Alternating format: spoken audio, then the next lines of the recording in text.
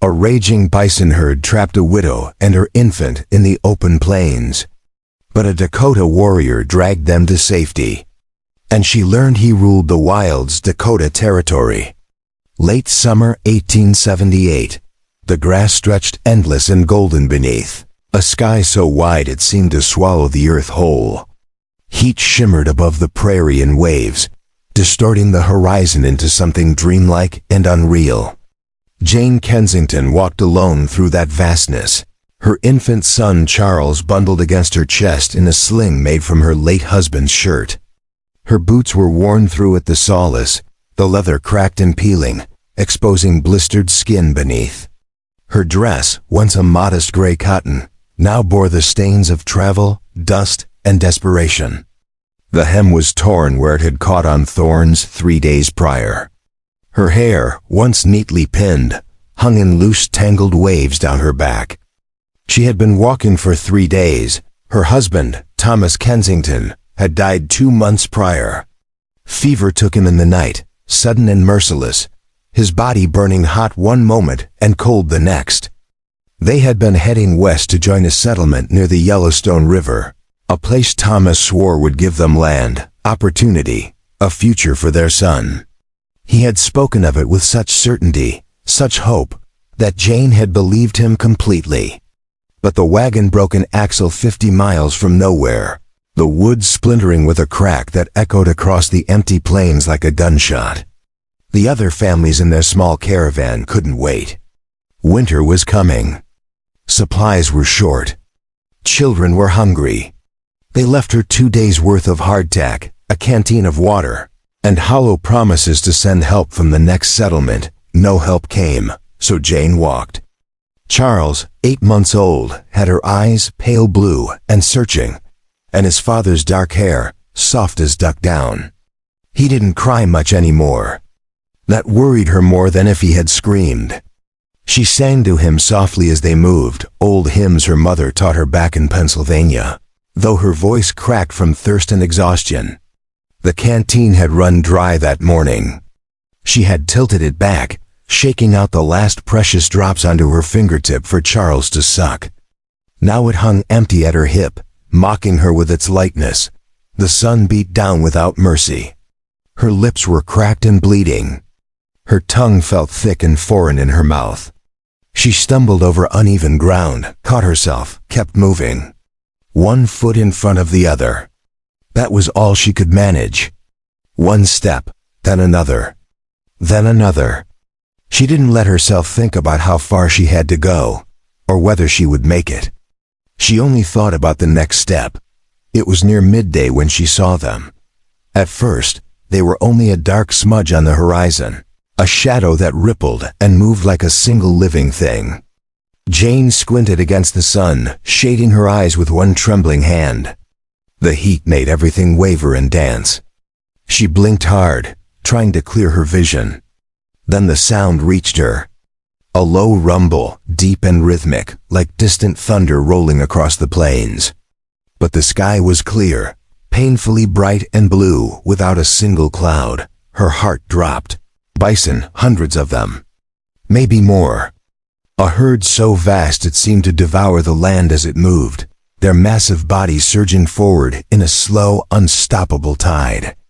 Dust rose in clouds around them, thick and choking, turning the air brown. The ground beneath her feet began to tremble, a vibration that traveled up through her legs and into her chest. She could feel it in her bones. Jane turned and ran. She clutched Charles tighter, one arm locked around him, the other pumping at her side. Her breath came in ragged gasps. Her legs burned. Her vision blurred at the edges. There was nowhere to go. No trees, no rocks, no shelter of any kind.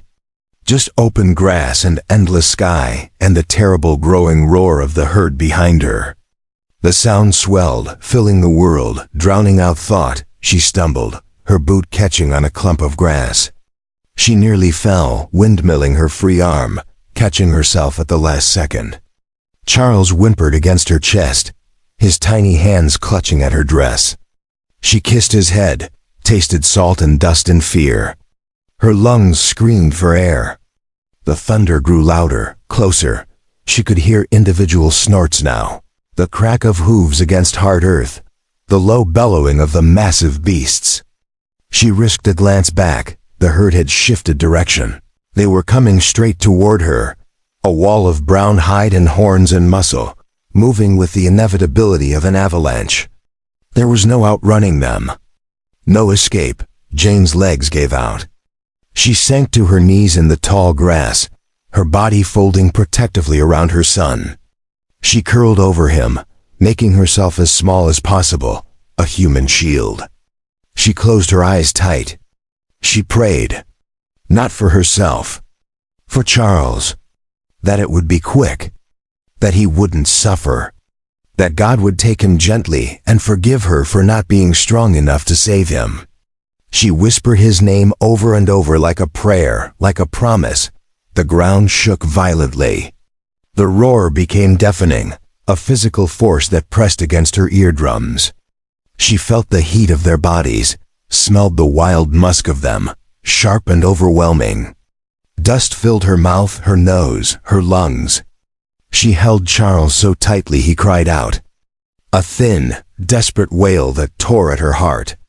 Then something hit her, not a bison, a man. Strong arms locked around her waist and yanked her sideways with brutal force. She gasped, eyes flying open. The world spun. She saw flashes of movement, brown hide streaked with dust, massive curved horns, a blur of muscle and fur passing so close she felt the wind of it against her face. The man dragged her across the ground, his grip unyielding, iron hard. Rocks and thorns tore at her dress, scraped her skin. Charles screamed, his voice high and terrified. Jane tried to speak but couldn't find air. Her chest burned. They hit something solid. A shallow depression in the earth, barely deeper than a ditch, a natural fold in the land. The man shoved her down into it, his body covering hers and the baby's completely. The herd surged over them. Hooves pounded inches from her head, so close she could see the caked mud on them, could feel the percussion of each impact like blows to her body. Dust choked her. The noise was apocalyptic, a wall of sound that obliterated thought, obliterated everything but raw animal terror. She couldn't see, couldn't breathe, could only feel the weight of the man above her, shielding them. His body a barrier between them and trampling death. And the frantic heartbeat of her son against her ribs. Proof that he was still alive. Then slowly the thunder faded. The herd passed, silence rushed in like a flood. So sudden and complete, it was almost painful. Jane lay still, gasping, coughing up dust. Her ears rang. Her whole body shook uncontrollably. Above her, the man shifted, lifting his weight carefully, slowly. She blinked up at him through the settling dust, her vision swimming. He was Dakota, tall and broad-shouldered, his skin bronzed by sun and wind, his face angular and striking. His hair was long and black, tied back with a strip of leather decorated with small blue beads. He wore buckskin leggings, well-made and supple, and a simple shirt of pale doeskin adorned with intricate beadwork at the seams in patterns of red and black. A knife hung at his belt in a beaded sheath. His face was serious, almost severe, marked by a thin scar that ran from his left eyebrow to his cheekbone, a pale line against darker skin. But it was his eyes that held her. Dark as night, steady and utterly calm, as if saving a woman and child from a stampede was no more remarkable than breathing. There was no fear in those eyes. No panic. Only certainty, he spoke. His voice was low and rough, shaped by a language she didn't know, the syllables fluid and unfamiliar. She stared at him, uncomprehending, her mind still frozen in the moment of terror. He tried again, this time in halting English, his accent thick but his meaning clear. You hurt? Jane shook her head, still unable to find words. Her throat was raw. Charles wailed, his face red and streaked with tears and dust. She clutched him, her hands running over his small body frantically, checking for injuries. No blood, no breaks. Just terrified. She pressed her lips to his forehead and sobbed once, a single broken sound that escaped before she could stop it. The man stood, rising to his full height, which was considerable. He offered his hand. Jane hesitated, staring at it. His palm was broad, calloused, marked with small scars. She took it. His grip was firm, but not rough, and he pulled her to her feet easily, as if she weighed nothing. She swayed, dizzy, the world tilting. He steadied her with a hand on her shoulder, then stepped back immediately, giving her space, respecting her boundaries. "Water," he said, and gestured toward the horizon.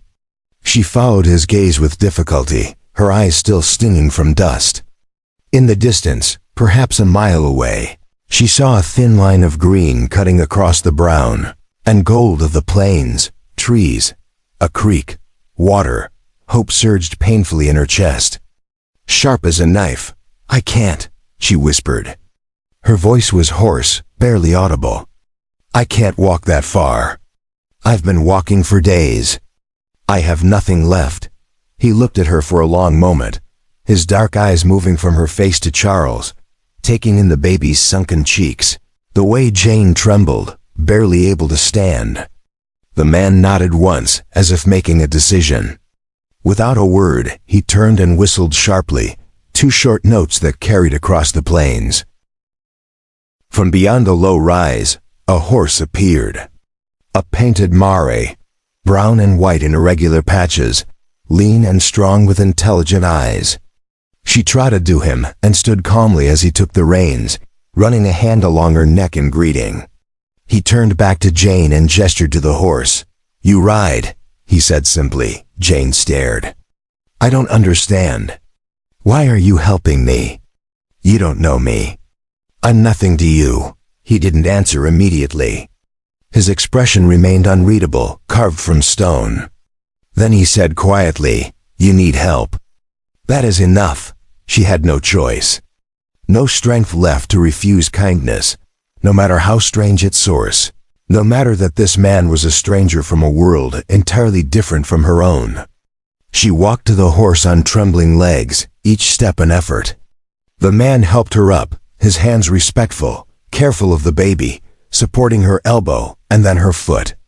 Once she was seated, he handed her a waterskin from the saddle, the leather soft and worn smooth with use. She pulled the stopper with shaking fingers and drank deeply, the water cool and sweet, the most beautiful thing she had ever tasted. She gasped, then drank again, forcing herself to slow down. Then she gave Charles a few drops on her fingertip. He sucked greedily, whimpering for more. The man took the reins and began to walk, leading the horse toward the distant trees. His stride was long and easy, covering ground with effortless grace. Jane watched him, this stranger who had appeared from nowhere like something out of a dream, who had thrown himself between her and death without hesitation, without question. She didn't even know his name, didn't know where he was taking her, didn't know what he wanted from her, if anything. But she was alive. Charles was alive. That was all that mattered. "Thank you," she said quietly. He glanced back at her over his shoulder, his expression still unreadable. Then he nodded once and kept walking, his moccasins silent on the earth. They reached the creek as the sun began its descent toward the horizon, painting the sky in shades of amber and rose and deep purple. The water was cold and clear, running over smooth stones worn round by time. Cottonwood trees grew along the banks, their leaves rustling softly in the evening breeze. Jane slid from the horse, her legs barely holding her, and knelt at the bank. She drank until her stomach ached, until she felt she might be sick. She wet a cloth from her bag and wiped Charles's face, his hands, his neck, whispering to him that they were safe now, that everything would be all right, that Mama was here. The man filled the waterskin, then moved upstream and knelt to drink himself, cupping water in his hands. When he returned, he built a fire with practiced efficiency, gathering dry grass and small sticks, arranging them in a careful structure. He struck flint against steel until sparks caught the kindling, then blew gently until flames crackled to life. Within minutes, a good fire burned. He took dried meat from a pouch at his belt, dark strips of jerky, and offered her a piece. She accepted it gratefully, tearing off small bits with her teeth and chewing slowly. It was tough and salty and delicious. "What's your name?" she asked after a while, her voice stronger now. He looked at her across the fire, flames dancing between them. "Shapa," he said. "Shapa," she repeated, testing the shape of it on her tongue. "I'm Jane Kensington. This is my son, Charles." Shapa nodded, his gaze moving to the baby. Charles had fallen asleep against her shoulder, exhausted. "He is strong," Shapa said. "He's all I have left," Jane replied quietly. "My husband died 2 months ago. Fever. We were traveling to a settlement. But our wagon broke and the others left us behind." Shapa poked at the fire with a stick, sending sparks spiraling into the darkening sky. "You are far from any settlement," he observed. "I know," she said. "I thought I could walk there. I thought someone would come back for us. I was wrong on both counts. Why did you save us?" she asked after a moment. He was quiet for a long time. She thought he might not answer. The fire crackled. Somewhere in the distance, a coyote howled. Then he spoke, his English slow but clear. "The herd does not see, does not choose. You were in the path. That is all. To let you die when I could act would be wrong. But you risked your life. Yes, for strangers." He met her eyes across the fire. "All people are strangers until they are not," he said simply. Jane held his gaze. There was something in his face, a gravity, a weight that spoke of loss and endurance, and choices made in the face of impossible circumstances. She recognized it because she carried it too. That heaviness in the chest, that weariness in the bones. "Thank you," she said again, softer this time, meaning it with every part of herself. He inclined his head slightly. "You rest now. Tomorrow, I take you to Fort. 3 days' ride, maybe less if weather holds." "Fort?" Her heart clenched. "How far?" "Fort Randall. On the Missouri River. 3 days, maybe 4. She closed her eyes. 3 days. She could manage 3 days. She had to. There was no other choice that night. She lay by the fire with Charles curled against her, his small body warm and trusting, his breathing deep and even. She listened to the creek murmuring over stones and the distant cry of a night bird, haunting and beautiful. Across the flames, Shapa sat with his back against a cottonwood tree, knife in hand, eyes on the darkness beyond the firelight. He did not lie down. He did not sleep. He watched, a silent guardian between her and the wild. Between her and whatever dangers lurked in the night, for the first time in months. Jane Kensington closed her eyes and felt something other than fear. She felt safe. The next morning dawned cool and clear. Mist clung to the creek, rising in ghostly tendrils as the sun broke over the plains, turning everything gold and pink.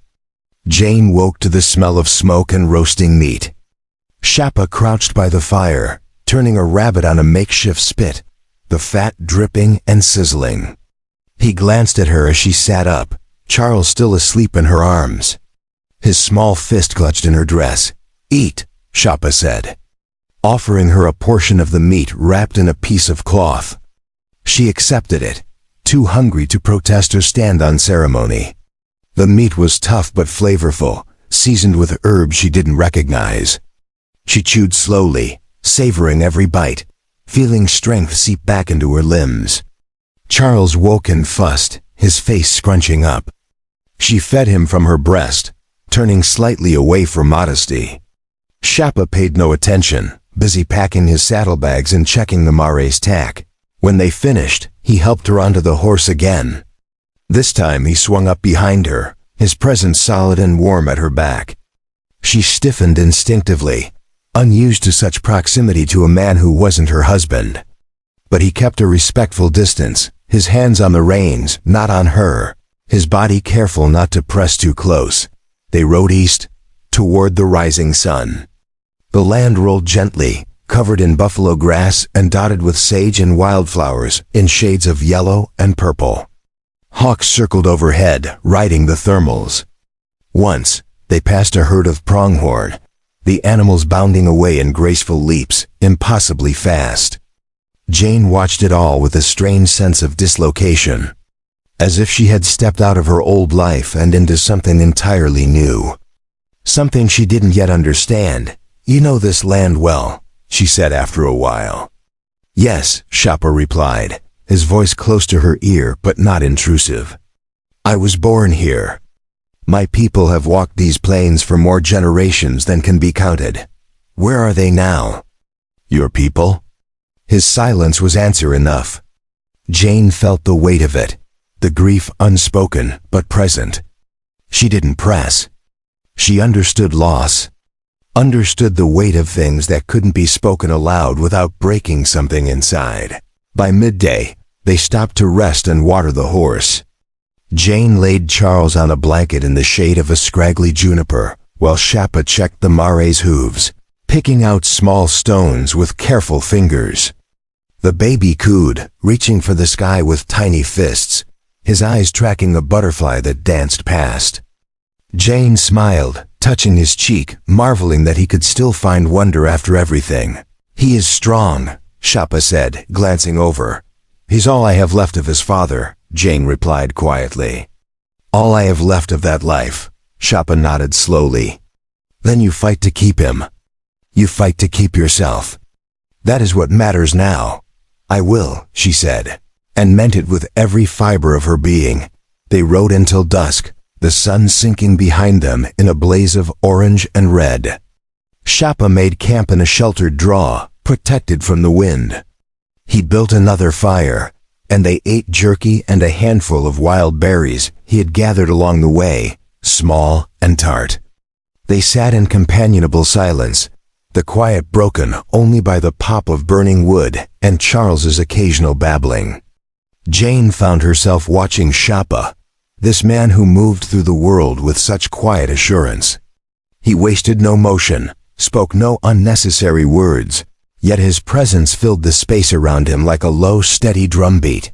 "Why do you live alone out here?" she asked. He looked at her, firelight dancing in his dark eyes, making them gleam. "I do not live alone," he said slowly. "The land is my companion. The sky, the rivers, the animals. They do not leave. They do not betray. They simply are." Jane considered this, turning the words over in her mind. "Don't you get lonely?" "Sometimes," he admitted, and there was something in his voice, a crack in the armor. "But loneliness is different from being alone. One is a choice. The other is a condition." She understood that too. She had been lonely in her marriage sometimes, even with Thomas beside her. And she had been alone since his death, but not always lonely that night. As she lay beneath a blanket Shapa had given her, the wool rough but warm, with Charles sleeping peacefully beside her and the stars spread overhead in impossible numbers, Jane thought about the strange twist of fate that had brought her here. A week ago, she had been a widow, lost and dying on the plains, certain she would never see another sunrise. Now she was traveling with a Dakota warrior who had saved her life, heading toward a fort and a future she couldn't yet imagine. She didn't know what lay ahead. Didn't know if the fort would welcome her, if she could find work, if she could build a life for Charles. But for the first time since Thomas died, she felt something fragile and precious stirring in her chest, hope. The fort rose from the plains like a promise carved from timber and stone. Fort Randall sat on a bluff overlooking the Missouri River, its wooden palisade walls weathered gray by wind and sun. Smoke curled from chimneys. The American flag snapped in the breeze. Jane could hear voices, the ring of a blacksmith's hammer, the whinny of horses, civilization. safety. Yet as they drew closer, she felt a strange reluctance tightening in her chest. Shapa had ridden mostly in silence for the past 3 days, speaking only when necessary, pointing out landmarks, warning her of uneven ground. But his presence had become oddly comforting. The steady rhythm of the horse beneath them, the warmth of his body at her back during cold mornings, the quiet competence with which he built fires and found water. She had grown accustomed to it. To him, now as the fort's gates came into view, she realized this strange journey was ending. Shapa reined the mare to a stop 50 yards from the entrance. He dismounted first, then helped Jane down. Charles fussed against her shoulder, startled by the sudden stillness. She patted his back absently, her eyes on the fort. Soldiers moved along the walls. A wagon rolled out through the gates, its wheels creaking. "You will be safe here," Shapa said.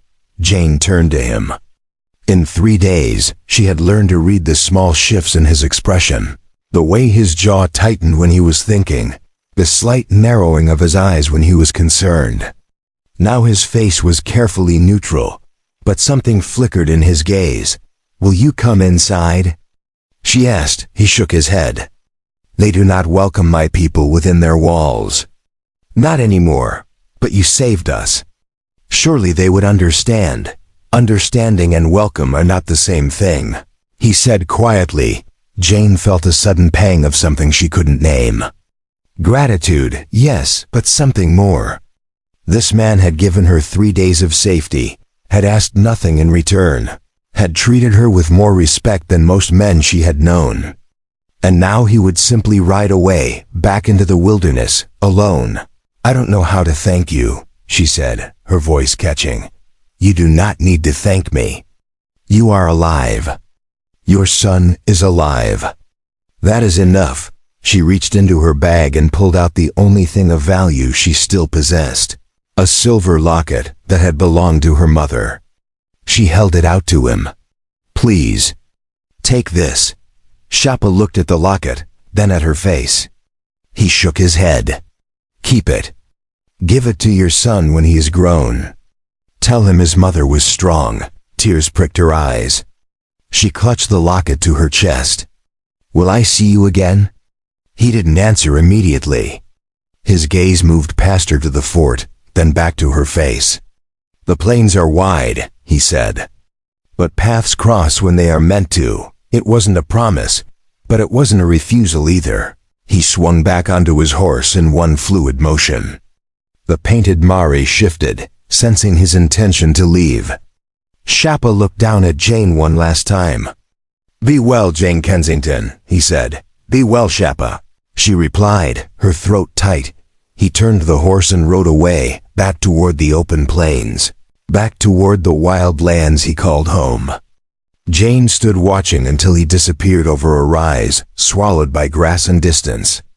Then she turned toward the fort, adjusted Charles in her arms, and walked through the gates alone. Inside, the fort bustled with activity. Soldiers drilled in the courtyard. Women hung laundry near a row of small cabins. Children chased each other between buildings, their laughter high and bright.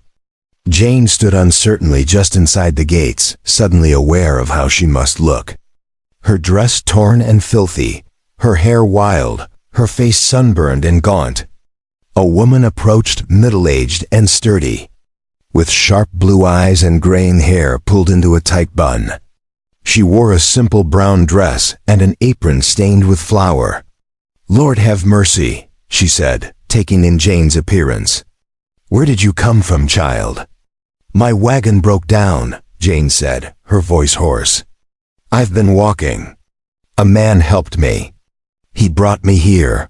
The woman's eyes narrowed. "What man?" "A Dakota warrior. His name was Shapa. He saved my life." The woman's expression shifted, something hard and disapproving settling over her features. "You traveled alone with a savage for 3 days?" Jane stiffened. "He wasn't a savage. He was kind. He protected us.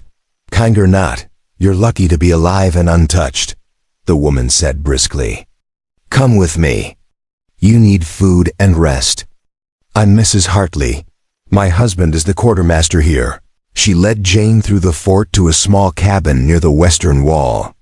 Inside, it was sparse but clean. A narrow bed, a table, 2 chairs, a fireplace. Mrs. Hartley bustled about, stoking the fire, heating water, bringing bread and cheese from somewhere. Jane sank into a chair, exhaustion crashing over her like a wave. Charles whimpered, and she fed him mechanically, her mind still on the plains, on Shapa riding away. "You'll stay here tonight," Mrs. Hartley said. "Tomorrow we'll figure out what's to be done with you. Do you have family? Anyone who can take you in?" "No," Jane said quietly. "My husband is dead. We were traveling to a settlement, but I have no one there." "No one anywhere." Mrs. Hartley's expression softened slightly. "Well, we'll sort something out. Fort's always in need of extra hands. Can you cook, so?" "Yes, both. Good. We'll talk to the colonel in the morning." Before we jump back in, tell us where you're tuning in from, and if this story touches you, make sure you're subscribed, because tomorrow I've saved something extra special for you. For now, rest. That night, Jane lay in the narrow bed with Charles beside her, staring at the rough wooden ceiling. She should have felt relieved. She was safe, fed, sheltered. But instead, she felt hollow, empty.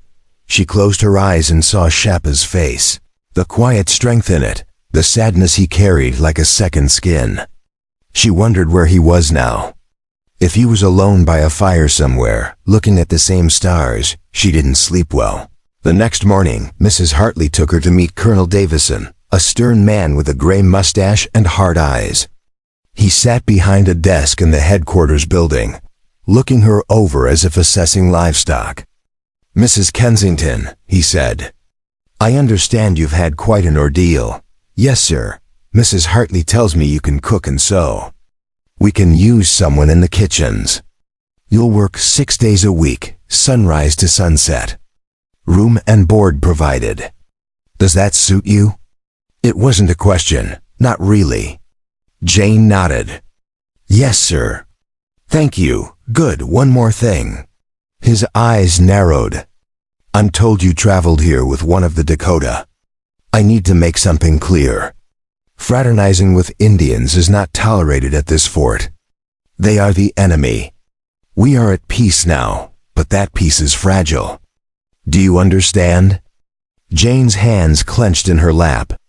"He saved my life, sir. He asked for nothing in return. I don't care what he did. You're under our protection now, and you'll abide by our rules. Stay away from them. If any approach you, report it immediately. Are we clear?" She wanted to argue, to defend Shapa, to tell this cold-eyed man that he knew nothing about honor or kindness. But she had no power here, no voice. She needed this position. Charles needed food and shelter. So she swallowed her anger and nodded. "Yes, sir. We're clear. Dismissed." She left the office trembling with suppressed fury. The weeks that followed blurred together in a haze of work. Jane rose before dawn each day, reporting to the kitchens where she peeled potatoes, stirred massive pots of stew, kneaded bread until her arms ached. The work was endless and exhausting, but she didn't complain.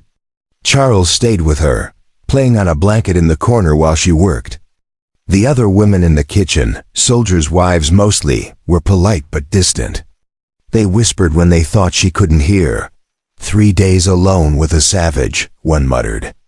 "Lord knows what happened. She seems respectable enough." Another replied doubtfully. "Still, you can't trust someone who'd let an Indian touch her." Jane ignored them. She had survived worse than gossip. She focused on her work, on Charles, on getting through each day. But at night, lying in her small cabin, she thought of the plains. Of open sky and wind and the quiet presence of a man who had asked nothing of her. Who had given everything, one afternoon. Nearly a month after her arrival, Jane was hanging laundry behind the kitchens when she heard horses approaching. She glanced up, shading her eyes against the sun. A group of soldiers rode through the gates, and behind them, bound and on foot, walked 3 Dakota men. Their hands were tied. Their faces were stoic, expressionless. Blood stained one man's shirt. Jane's breath caught. She scanned their faces frantically, terrified she would see Shappa among them. She didn't. Relief and guilt flooded her in equal measure.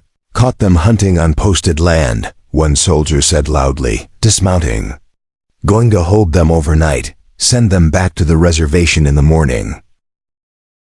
The Dakota men were led to a small building near the edge of the fort, little more than a shed with a heavy door. They went without resistance, without speaking.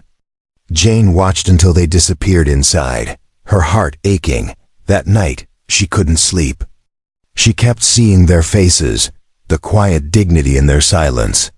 She thought of Shappa, wondered if this would be his fate one day, dragged into a fort and treated like an animal. The thought made her sick. Near midnight, she rose and dressed. Charles was sleeping soundly. She wrapped him carefully and carried him outside. The fort was quiet, most of the soldiers asleep. A single guard walked the walls. Jane moved through shadows, staying close to buildings, her heart pounding. She reached the shed where the Dakota men were held. No guards stood outside. They weren't considered dangerous enough to warrant one. She approached the door.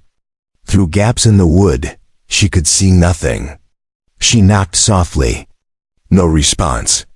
She knocked again. "Hello," she whispered. "I'm not here to hurt you," a voice came from inside, speaking Dakota.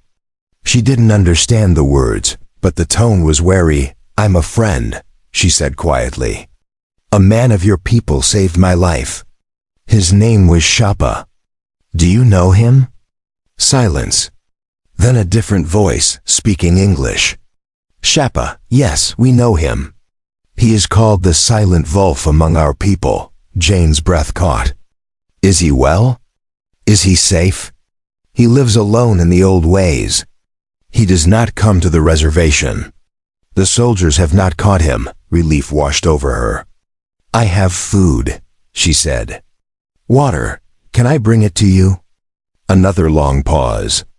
"Why would you help us?"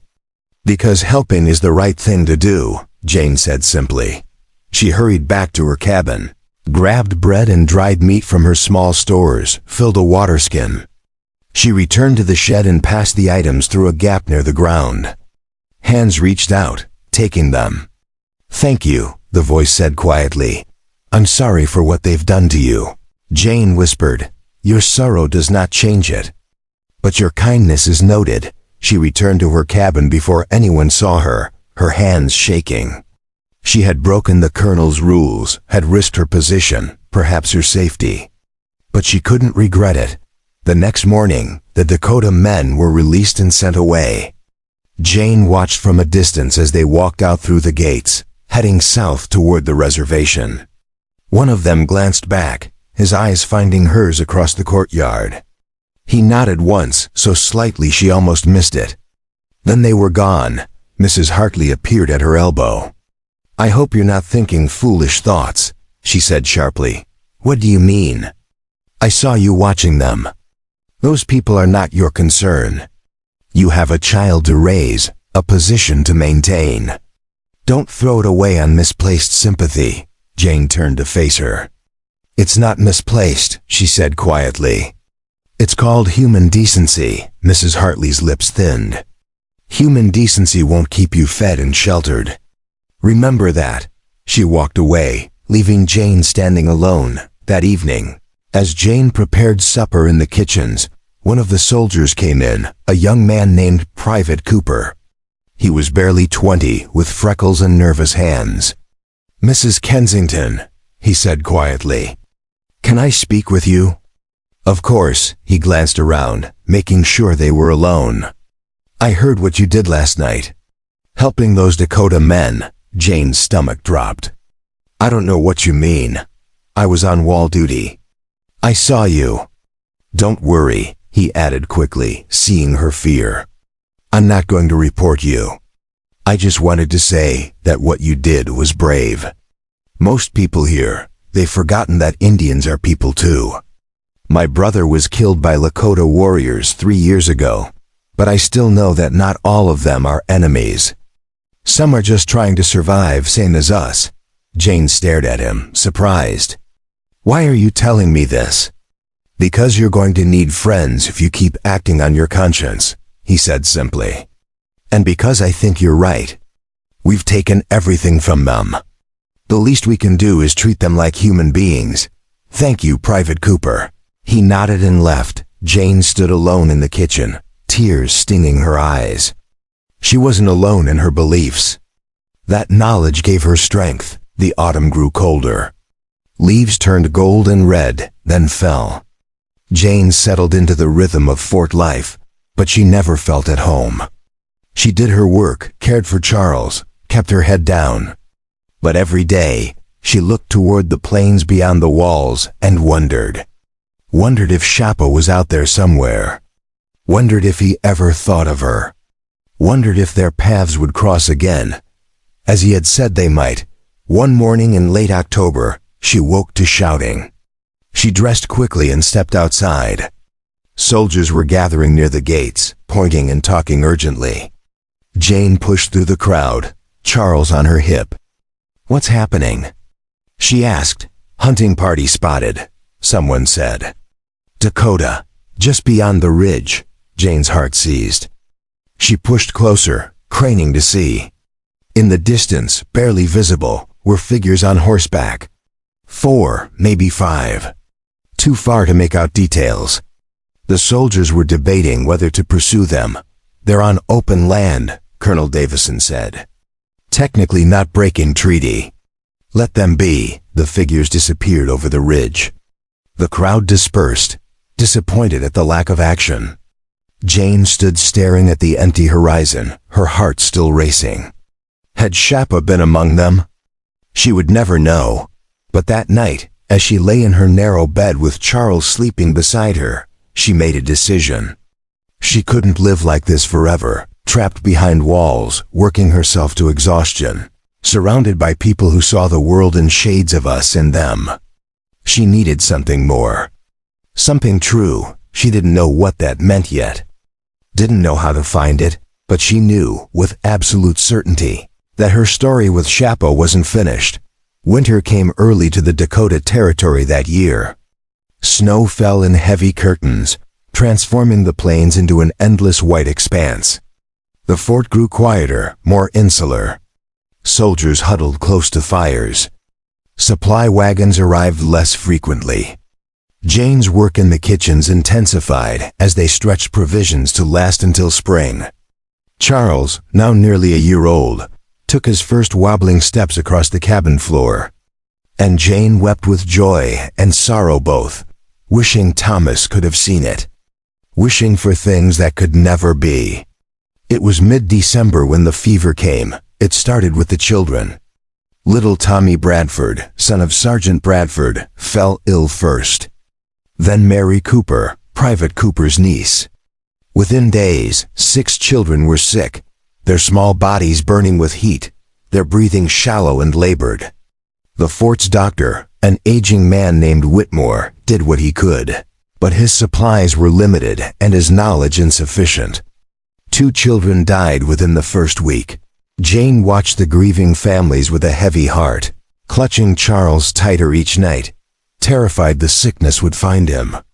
She boiled water obsessively, washed his clothes daily, kept him away from the other children. But fear was a constant companion, cold and suffocating. Then, on a bitter morning when the wind howled like wolves, Mrs. Hartley came to Jane's cabin. Her face was grave. "Mrs. Kensington, I need to speak with you." Jane's blood turned to ice. "What is it?" "The Simmons boy is very ill. Burning up. Dr. Whitmore says he needs a particular herb to break the fever, something that grows near water. He described it, but none of us know the plants out here well enough to find it in winter. What does this have to do with me?" Mrs. Hartley's expression was pained. "You traveled with that Dakota man. They know these lands, know the plants. If there's any way to contact him, to ask for help, we need to do it. I know the Colonel forbids fraternization, but this is a child's life. Jane stared at her. You want me to find Shapa? If you can. I know it's dangerous. I know it goes against orders. But Tommy Simmons is dying, and we're desperate. Jane's mind raced. Find Shapa in the middle of winter, in thousands of square miles of wilderness, with no idea where he might be. It was impossible, foolish, but the image of Tommy Simmons' mother, weeping over her son's bedside, rose in her mind. I'll try, Jane said quietly. Mrs. Hartley's shoulders sagged with relief. Thank you. Take whatever you need. I'll watch Charles while you're gone. No. Jane's voice was firm. Charles comes with me. I won't leave him. But the cold, the danger. He comes with me, Jane repeated. Mrs. Hartley nodded reluctantly.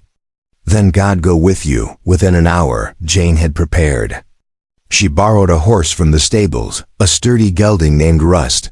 She packed blankets, food, the warmest clothes she owned. She bundled Charles in layers until he could barely move, securing him against her chest. Private Cooper appeared as she was mounting, pressing a rifle into her hands. Take this, he said. And this. He handed her a small pouch. Dried meat, matches, you'll need them. Thank you. Be careful out there. Mrs. Kensington. The plains in winter are unforgiving. She nodded and rode out through the gates. The cold hit her like a physical blow. Wind tore at her clothes, found every gap, every opening. Snow fell steadily, reducing visibility to mere yards. Jane guided Russ toward the creek where Shapa had first brought her, the only landmark she knew. It took hours to reach it. The cottonwoods stood bare and skeletal, their branches rattling in the wind. The creek was partially frozen, dark water running sluggishly beneath a skin of ice. She dismounted and looked around helplessly. How was she supposed to find one man in all this emptiness? She could wander for days and see nothing. Charles whimpered against her chest, cold despite the layers. She needed shelter. A plan. Something. Then she remembered. Shapa had said the land was his companion, that he lived in the old ways. She closed her eyes and tried to think like him. Where would he go in winter? Somewhere sheltered from wind, near water, with game nearby. Her eyes opened. There, to the north, a line of bluffs rose from the plains, dark stone cutting through white snow. Caves, perhaps. Shelter. She mounted again and rode toward them. The journey took the rest of the daylight. By the time she reached the bluffs, dusk was falling and the temperature had dropped brutally. Her fingers were numb despite gloves. Charles had stopped fussing, gone ominously quiet. She needed to find shelter immediately, or they would both freeze. She found a narrow opening in the rock face, barely wide enough for the horse. She dismounted and led Rust inside. The cave extended back into darkness, but it was dry and blocked the wind. Jane gathered what little dry wood she could find near the entrance, her hands shaking so badly she could barely strike the matches. On the third try, a flame caught. She built the fire carefully, nursing it until it burned steadily. Heat began to fill the small space. She unwrapped Charles and checked him frantically.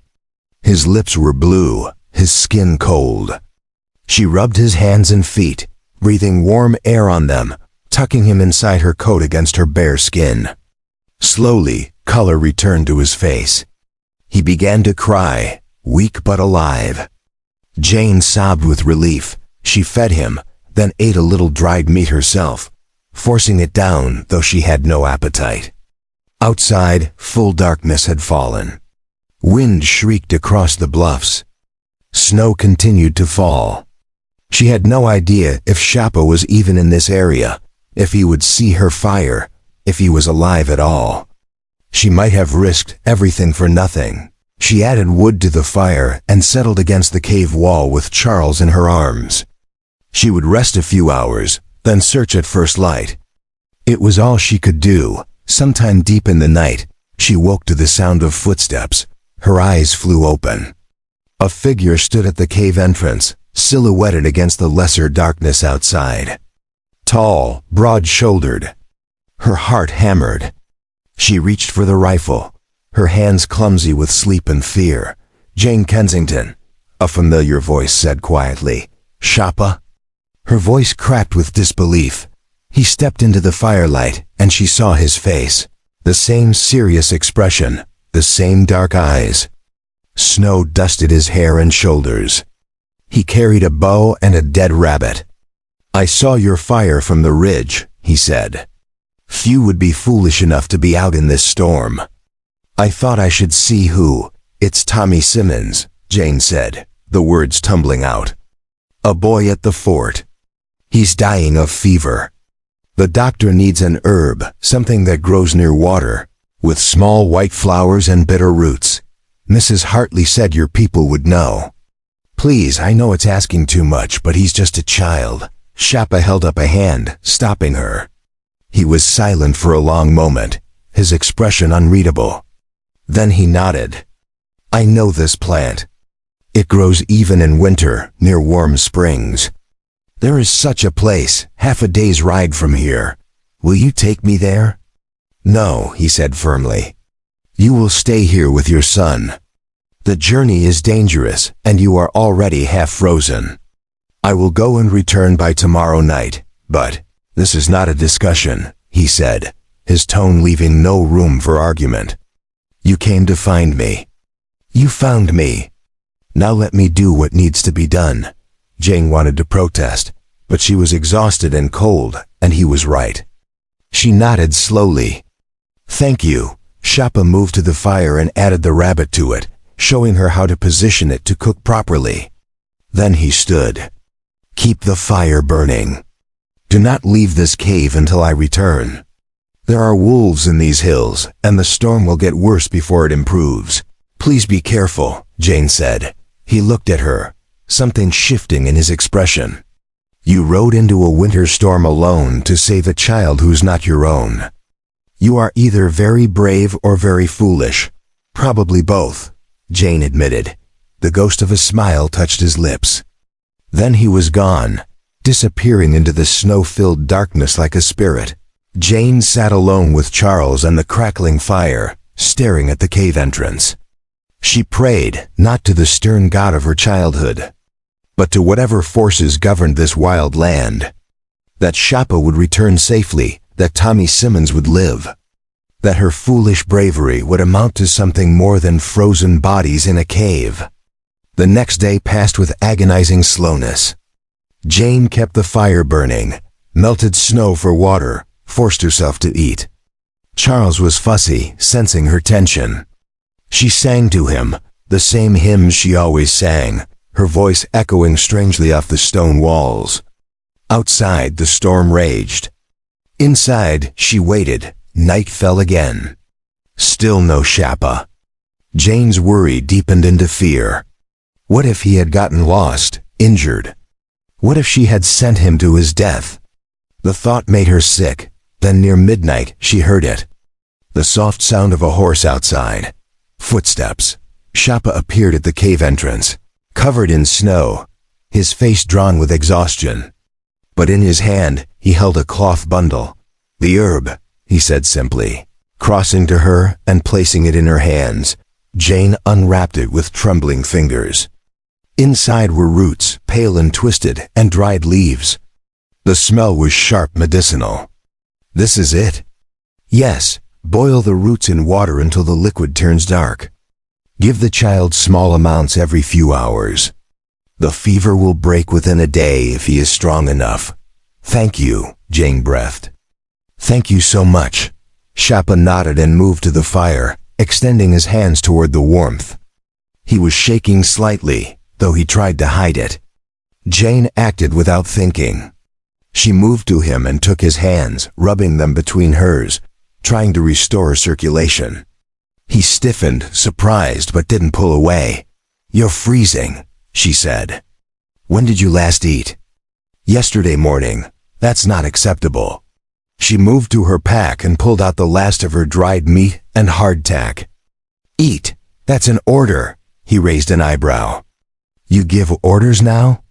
When people risk their lives for children and then try to pretend they're not half dead from cold and hunger. Yes, I give orders. That smile again, faint but real. He took the food and ate slowly, methodically. Jane boiled water and made weak tea from some herbs in her pack. She handed him the cup. He accepted it, their fingers brushing. Neither pulled away immediately. Why did you really come out here? Shapa asked quietly. You could have sent soldiers. You did not need to risk yourself. The soldiers wouldn't have looked for you, Jane said. They would have declared it impossible and let Tommy die. I couldn't do that, because you are stubborn, because it was right, she corrected. You taught me that. When you saved Charles and me, you showed me that doing the right thing matters more than following rules or staying safe. Shapa looked at her for a long moment, the firelight casting shadows across his scarred face. You learned that lesson too well, he said softly. Maybe, Jane agreed. Or maybe I'm finally becoming who I was meant to be. The storm broke the next morning. Jane woke to sunlight streaming through the cave entrance and silence. Blessed silence after days of howling wind. Shapa was already awake, preparing his horse. The way back to the fort will be passable now, he said.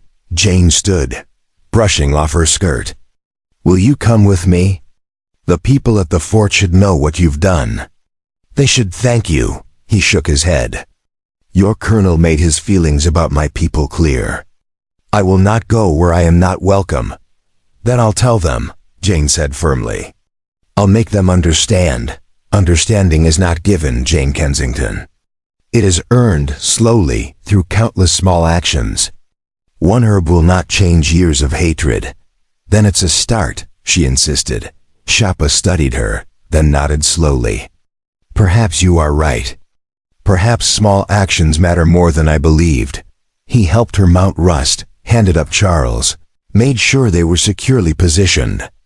Then he walked beside them as they descended from the bluffs, leading them back toward the plains. At the edge of the open ground, he stopped. I will go no further, he said. Jane looked down at him from the saddle. When will I see you again? When paths cross, he said, the same answer as before. But this time, his eyes held something different. Promise, perhaps. Or hope, I'll be looking for those crossings, Jane said softly. As will I, he replied. She rode away, glancing back once to see him standing alone against the white landscape, a dark figure in an endless field of snow. Then she turned toward the fort and urged Rust into a trot. She arrived at the gates near midday. Guards rushed to meet her, astonished. Mrs. Kensington, we thought you were dead. I'm fine, she said, sliding from the saddle. Where's Dr. Whitmore? I have the herb. She was led immediately to the doctor's quarters, where Tommy Simmons lay in a narrow bed, his mother weeping beside him. The boy's skin was gray, his breathing barely perceptible. Jane handed the bundle to Whitmore. Boil the roots until the water turns dark, she said, repeating Shapa's instructions. Give them small amounts every few hours. Whitmore looked skeptical, but desperate enough to try anything.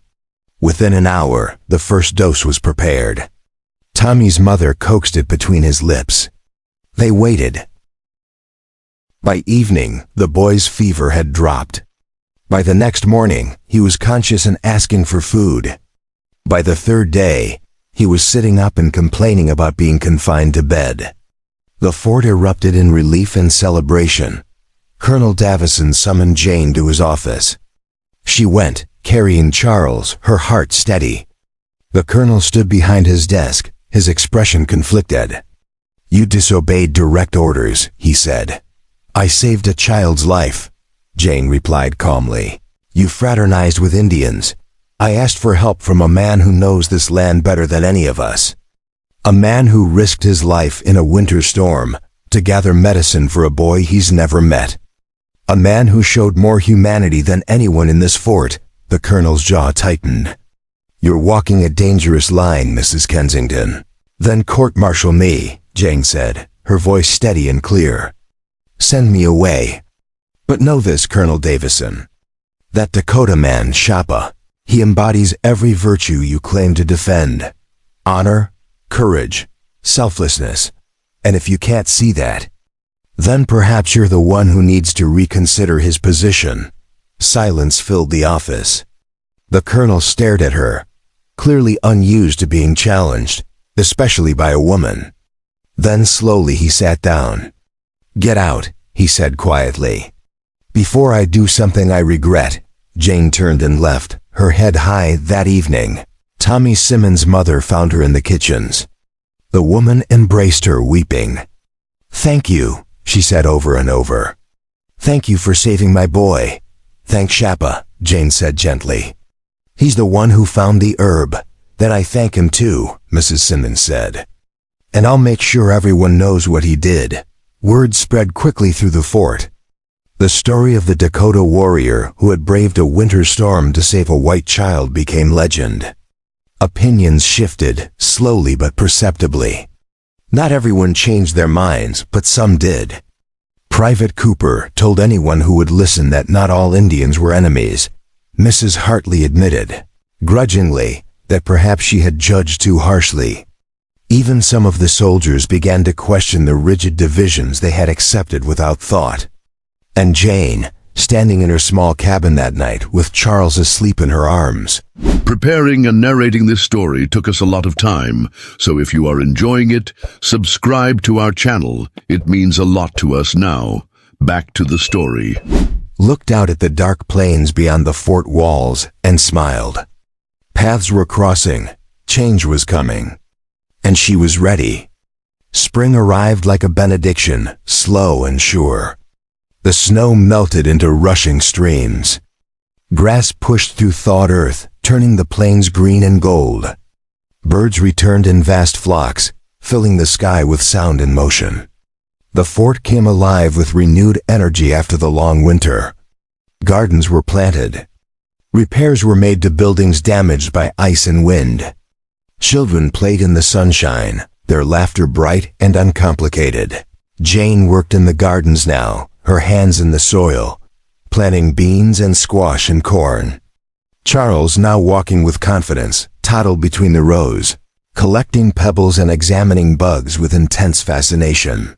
The kitchen work had been quietly reassigned to another woman, a recent arrival, and Jane suspected Mrs. Hartley's influence in the change. The older woman had softened toward her considerably since the winter, though she would never admit it outright. It was mid-April when the trading party arrived. A group of Dakota men and women came to the fort under a white flag, seeking to trade furs and beadwork for flour, sugar, and metal tools.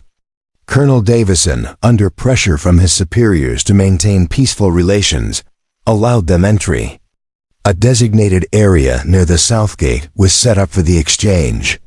Soldiers watched nervously, hands near their weapons. But the Dakota moved calmly, spreading their wares on blankets, speaking quietly among themselves. Jane heard about it from Private Cooper, who found her in the garden. "Thought you'd want to know," he said. "Trading parties here. About 15 of them." Her heart quickened. "Is he among them?" Cooper shrugged. "Don't know who you're looking for specifically, but you could come see for yourself." Jane wiped her hands on her apron, scooped up Charles, and followed Cooper to the trading area. A crowd had gathered, townspeople and soldiers alike, curious and wary in equal measure. Jane pushed through gently until she could see. The Dakota were impressive in their dignity. The women wore beautifully decorated dresses, elk-hide adorned with intricate quillwork and beads. The men wore leggings and shirts, their hair long and carefully braided. They met the stares of the crowd with calm, unreadable faces. Jane scanned each one, her breath held. He wasn't there. Disappointment settled heavy in her chest. She turned to leave, but then one of the Dakota women looked up and their eyes met. The woman was older, perhaps 50, with silver threading through her black hair and eyes that seemed to see everything. She rose gracefully and walked directly to Jane, ignoring the murmurs of the crowd. "You are the one called Jane," the woman said in careful English. Jane blinked, startled. "Yes, how did you know?" "Shapa spoke of you." "The woman with the child who walks with courage." "I am Winona, his aunt." Jane's heart lurched. "Is he well? Is he safe?" Winona's expression softened slightly. "He is well. He lives as he chooses, in the old ways. But he speaks of you when he visits our fires. This is unusual for him. He does not speak of people." "I've been hoping to see him again," Jane admitted quietly. "To thank him properly for what he did." Winona studied her with those penetrating eyes. "Gratitude is given through actions, not words. You have shown this already." "Shapa knows. Then why hasn't he come?" "Because he is afraid," Winona said simply. "Not of soldiers or danger, but of wanting something he believes he cannot have." Before Jane could respond, a commotion erupted behind them. Raised voices, angry and sharp. Jane turned to see 3 soldiers confronting a young Dakota man near the blankets of trade goods. One soldier, a corporal named Hayes who Jane knew had a reputation for cruelty, was pointing at a decorated knife. "This is army issue," Hayes snarled. "Where'd you steal it from?" The young Dakota man shook his head, speaking in his own language, his tone respectful but firm. An older Dakota man stepped forward, translating. "He says he traded for it 2 winters ago at Fort Pierre. It is his property, like hell it is," Hayes said, and grabbed the knife. The young man reached to take it back, and Hayes shoved him hard. The Dakota stumbled, caught himself. Tension crackled through the air. Other Dakota men stepped forward. Soldiers raised their rifles. The crowd fell silent, balanced on the knife's edge of violence. Jane didn't think. She stepped between them, Charles on her hip, her voice clear and firm. "Corporal Hayes, stand down." Hayes glared at her. "This ain't your concern, Mrs. Kensington. A man's property is being taken without cause. That makes it everyone's concern. If he says he traded for it, then he traded for it. Or are you calling him a liar without proof?" "I don't need proof." "He's Indian. He's a human being," Jane said, her voice cutting. "And he's here under a flag of truce which you're violating. Put the knife back, or I'll report this to Colonel Davison myself." Hayes' face flushed red. "You threatening me?" "I'm telling you what's right," Jane said steadily. "Now put it back." For a long moment, no one moved. The tension was suffocating. Then Private Cooper stepped forward, positioning himself beside Jane. "She's right, Hayes. Put it back. You're creating an incident over nothing." 2 other soldiers nodded and lowered their weapons slightly. Hayes, outnumbered and outmaneuvered, threw the knife onto the blanket with a curse. "This ain't over," he muttered, and stalked away. The crowd slowly dispersed, the crisis averted. The young Dakota man picked up his knife and nodded to Jane, speaking in his language. Winona translated.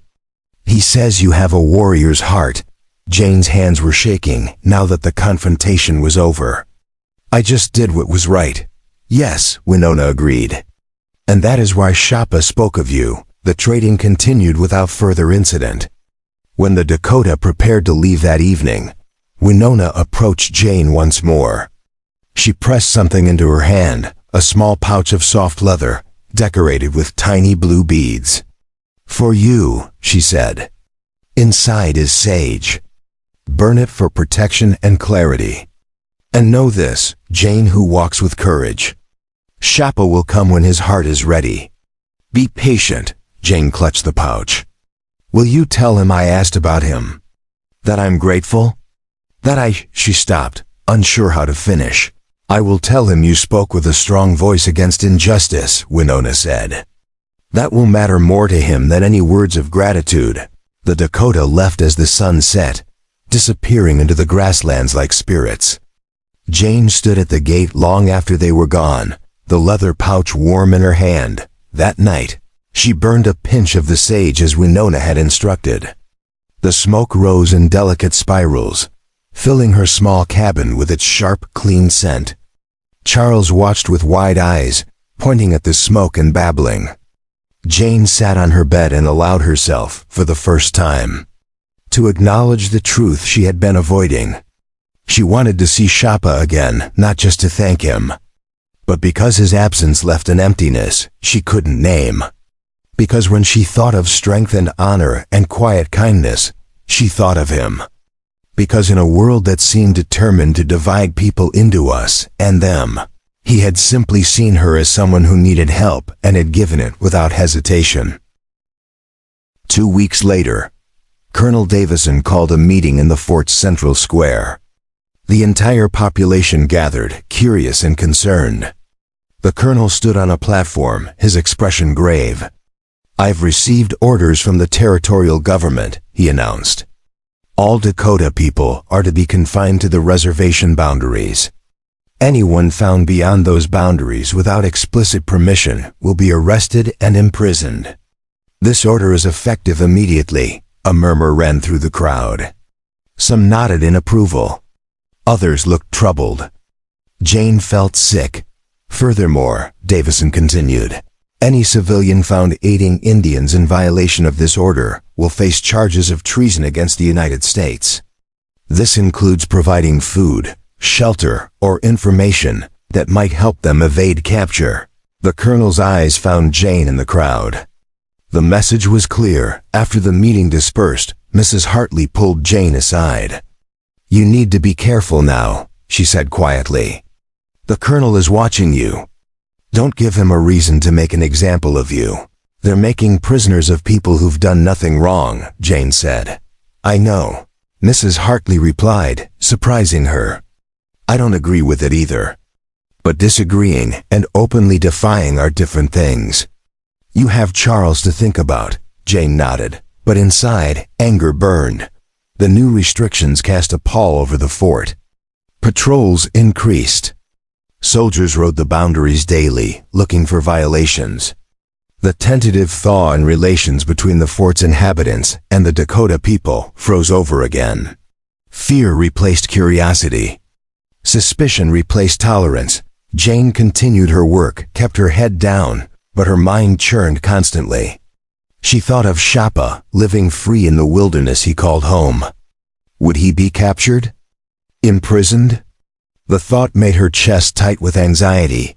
3 weeks after the new orders, Jane was working in the garden when Charles suddenly toddled away from her, moving toward the fort's wall with surprising speed. "Charles, come back," she called, standing to follow him. That's when she saw it. A small cloth bundle tucked into a gap in the wooden palisade, visible only from certain angles. Her heart began to pound. She glanced around. No one was watching. She retrieved the bundle quickly, hiding it in her apron. Back in her cabin, she unwrapped it with trembling hands. Inside was dried venison, a handful of wild berries, and a small piece of birch bark. On the bark, drawn in charcoal, was a simple image. A crescent moon above a single pine tree. Jane's breath caught. It was a message, it had to be. But what did it mean? She studied the drawing, turning it over in her mind. A crescent moon. A lone pine tree. She had seen a solitary pine during her winter journey to find Shapa, standing on a ridge near the bluffs. Was he telling her to meet him there? But when? The crescent moon. She calculated quickly. The moon would be a crescent in 5 days. 5 days to decide if she would risk everything. She thought of Charles, of her position at the fort, of the colonel's warning. She thought of the word treason and what it meant. Prison. Losing her son. Everything she had fought to build.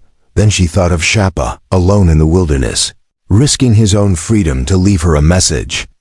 She thought of the man who had saved her life, who had ridden into a winter storm for a child he didn't know, who embodied every virtue she held dear.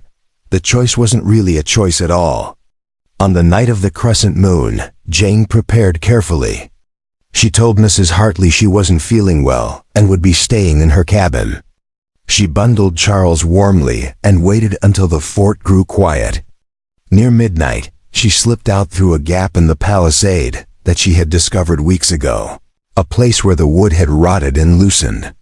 She carried Charles on her back in a sling and moved through shadows like a ghost. The walk to the lone pine took 2 hours. Her legs ached. Her arms trembled from carrying Charles. But she pressed on, guided by starlight and memory. Finally, she crested the ridge and saw it. The solitary pine, black against the star-filled sky. A figure stood beneath it. Jane's heart soared. She hurried forward, and as she drew close, Shapa stepped into the moonlight. His face was as serious as ever, but his eyes held warmth. "You came," he said quietly. "Did you doubt I would?" Jane asked, breathless. "Yes," he admitted. "What I ask of you is dangerous. You could lose everything." "I could lose more by not coming," Jane replied. They stood facing each other, the night vast and silent around them. Charles, awake now, reached out toward Shapa, making a happy gurgling sound. Shapa smiled, the expression transforming his face, and gently took the child's small hand. "I had to see you," Shapa said. "To tell you that what you did for my people at the trading, standing against that soldier, it mattered. Word has spread among the Dakota. You are known as friend who speaks truth. I only did what was right.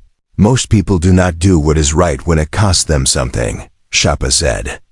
"You are different, Jane Kensington. You have been different since the first moment I saw you, kneeling in the grass, protecting your child even though you believed you would die." Jane's throat tightened. "Why did you leave me that message? Why risk coming here?" Shapa was silent for a long moment. Then he said, "Because I am tired of living only for survival. Because when I close my eyes, I see your face. Because I want to know if what I feel is only gratitude or something more. And what do you feel?" Jane whispered. He stepped closer. They were inches apart now. "I feel as though I have been walking in winter for years, and you are the first warm fire I have found." Jane's eyes filled with tears. "I feel the same way. Like I've been lost and didn't even know it until you appeared. This path we walk is dangerous," Shapa warned. "Your people will not accept it. Mine may not either. We will face hatred, rejection, perhaps worse." "I know," Jane said. "But I'm tired of letting fear decide my life. I'm tired of living in a world that tells me who I'm allowed to care about. If this is wrong, then let me be wrong. But let me choose it freely." Shapa reached up and touched her face, his calloused fingers gentle. "Then choose, Jane Kensington. Choose now, knowing what it will cost." She leaned into his touch, her hand covering his. "I choose you," she said.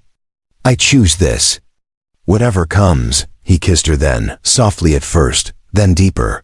Years of loneliness and longing pouring into that single moment. Jane felt something break open inside her, something she hadn't even known was locked away. When they finally pulled apart, both were breathing hard. "What do we do now?" Jane asked. "We meet when we can," Shapa said. "Carefully, secretly, until the time comes when we no longer have to hide, and if that time never comes, then we will have stolen moments of truth in a world of lies," Shapa said. "And that will be enough," Jane nodded, though her heart ached at the thought of secrecy and separation. But this was the reality they faced. They stood together under the lone pine until the sky began to lighten in the east. Then, reluctantly, they separated.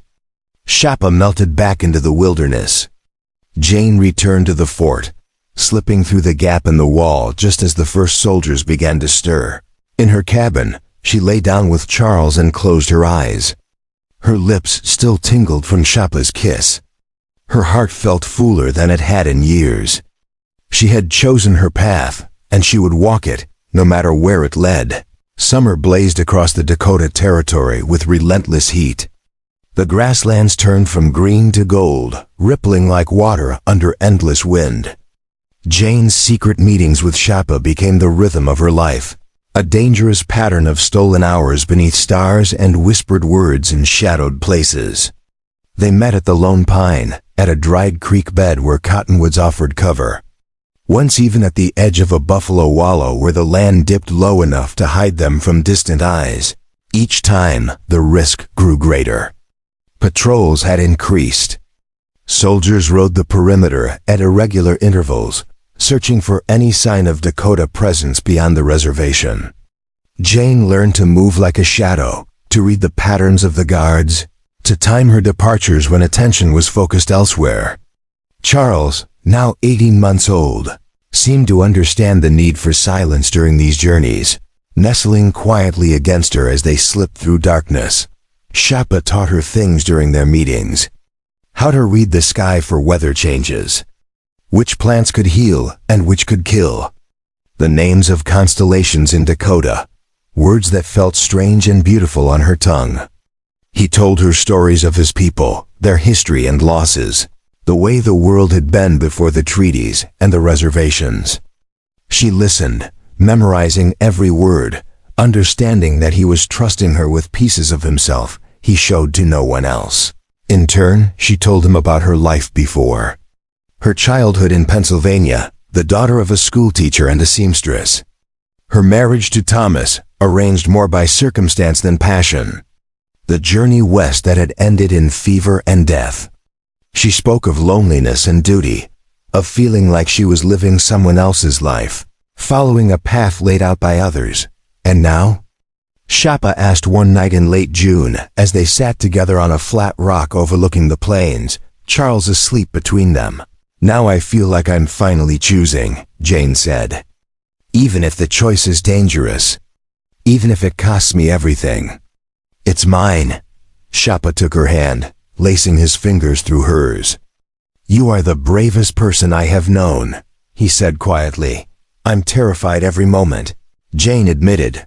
That is what makes it brave, he replied. But their careful pattern shattered on a sweltering afternoon in mid-July.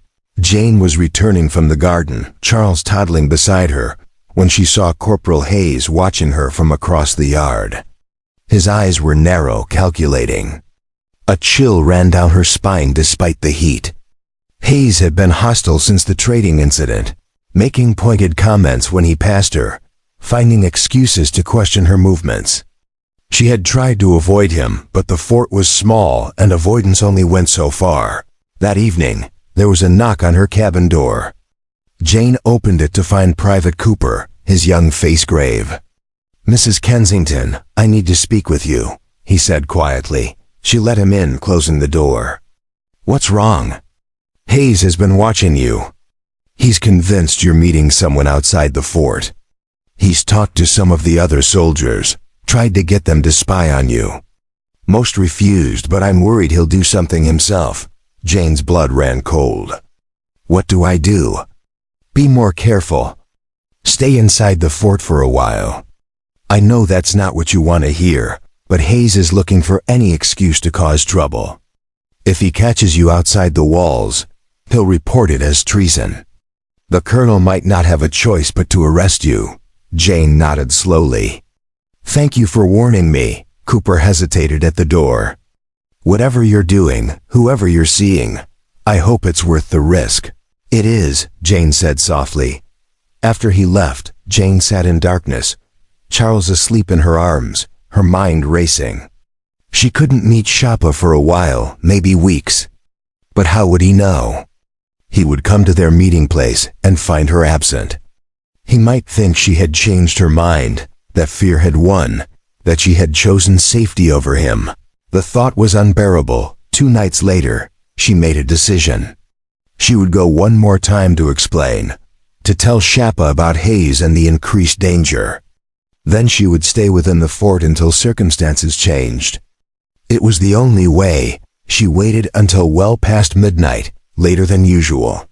She checked the guards' positions from her window, noting their patterns.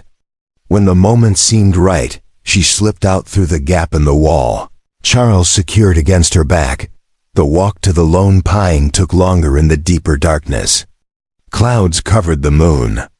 She stumbled twice, catching herself against rocks, her heart pounding. Finally, she reached the ridge. The solitary pine stood black against the sky. And beneath it, waiting as always, was Shapa. He rose as she approached, and even in the darkness she could see the relief on his face. "Jane," he said, and the way he spoke her name was like a prayer. "I can't come again for a while," she said immediately, the words tumbling out. "A soldier suspects me. He's watching. It's too dangerous." Shapa's expression hardened. "Then we stop. We end this before you are caught." "No," Jane said fiercely. "Not stop. Just pause. Until things settle. Jane, listen to me." Shapa gripped her shoulders gently. "If you are caught, they will take Charles from you. They will put you in prison, or worse. I cannot allow that to happen.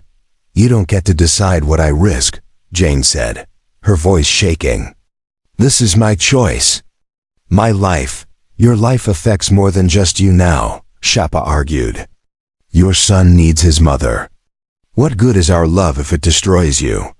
The word hung between them, love.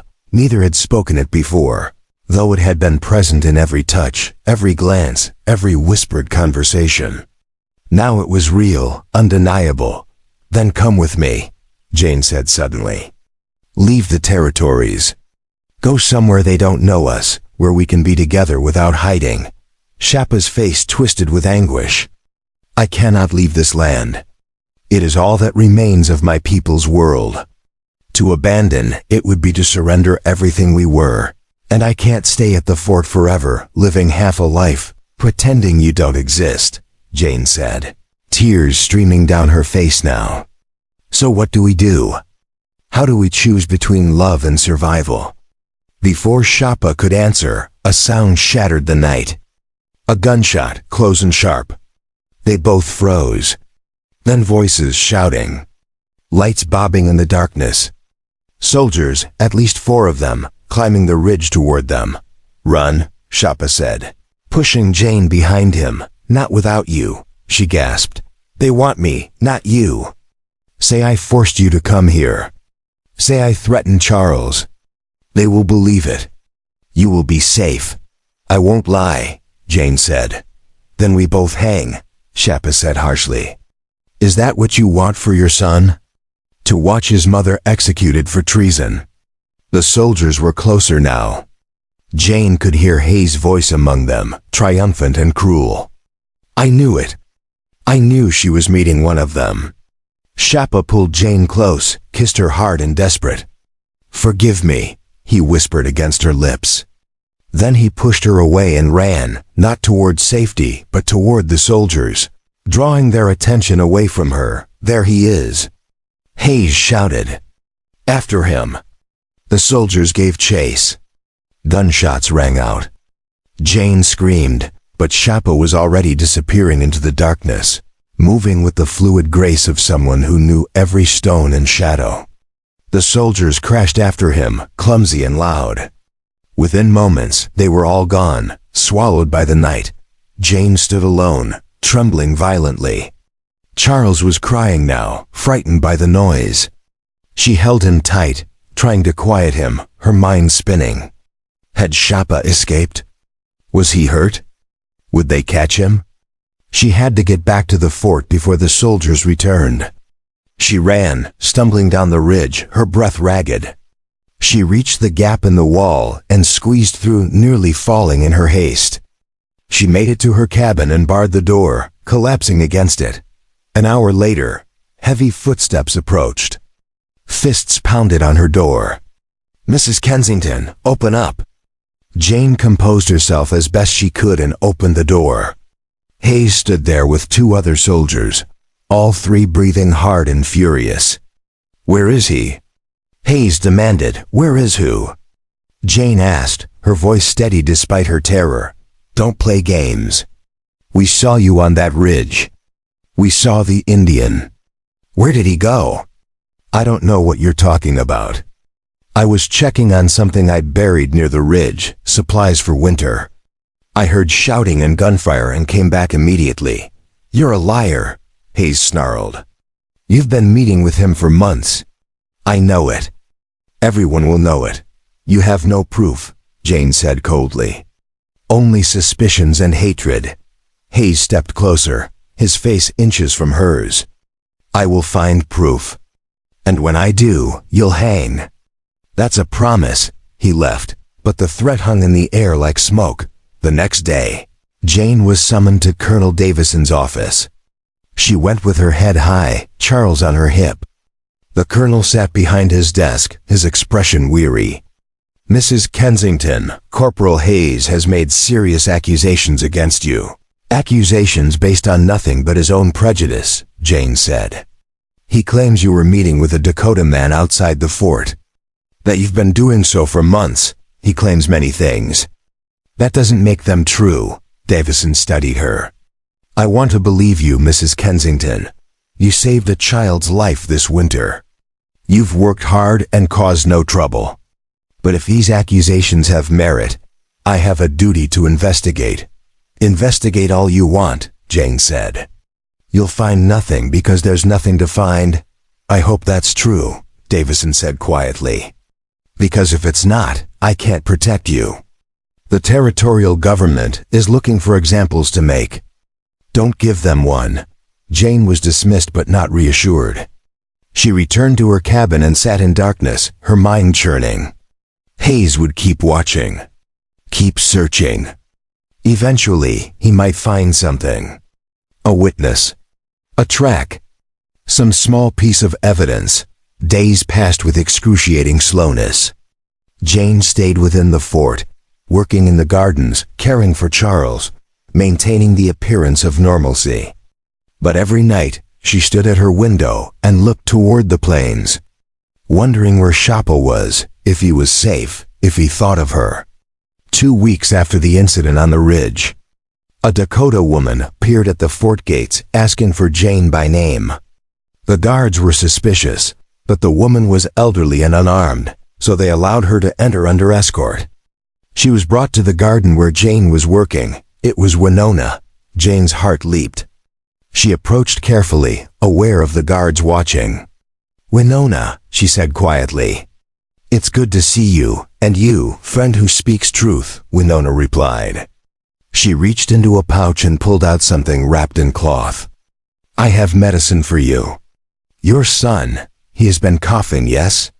Charles had been coughing slightly the past few days, nothing serious. Jane nodded slowly, understanding this was a pretense. Yes, thank you. Winona pressed the bundle into her hands. Their eyes met. The medicine must be prepared carefully, Winona said, her voice carrying a weight of meaning. Follow the instructions inside exactly. Do not deviate. I understand, Jane said. Winona nodded and left, escorted back to the gates by the guards. Jane waited until she was alone in her cabin before unwrapping the bundle. Inside was dried herbs, yes, but also a small piece of birch bark. On it, written in charcoal, were words in English. Shapa is safe. He watches from afar. He says your courage shamas the stars. He will wait for you however long it takes. Do not risk yourself again. Love endures in patience. Jane pressed the bark to her chest and wept, silently so no one would hear. Relief and grief and love tangled together until she couldn't separate one from the other. The summer dragged on. Hayes continued his surveillance, but without evidence, he could do nothing. The fort settled into uneasy routine. Jane worked, cared for Charles, and waited. Waited for circumstances to change, for opportunities to open, for a future that seemed impossibly distant. Then, in late August, word came that shocked the entire territory, a new policy from Washington. The reservation boundaries were being redrawn, expanded to include more hunting grounds. Dakota people would be allowed limited travel beyond those boundaries for traditional purposes, monitored but not forbidden. It wasn't freedom, but it was a crack in the wall. More than that, there was talk of a new fort commander coming, a man known for his more progressive views on Indian relations. Colonel Davison would be reassigned. The change would happen in the fall. Jane felt hope stir for the first time in months. One evening in early September, as she was putting Charles to bed, there was a soft scratching at her window. Her heart stopped. She went to it slowly and pulled back the curtain.